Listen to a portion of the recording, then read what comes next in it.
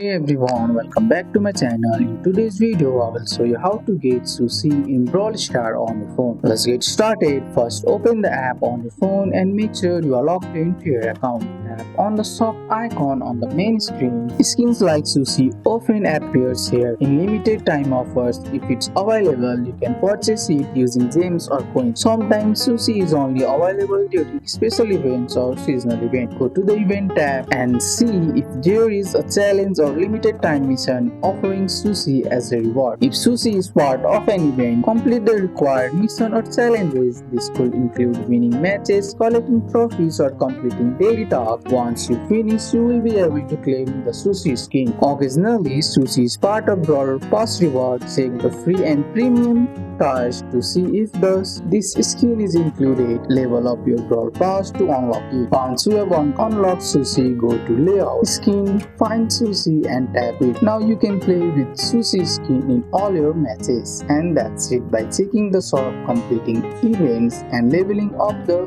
Brawl Pass, you can get the Sushi skin in Brawl Star on your phone. That's all for today's video, guys. I hope you guys like this video. If you found this video helpful, drop a like, subscribe for more videos. Thanks for watching. See you in the next one.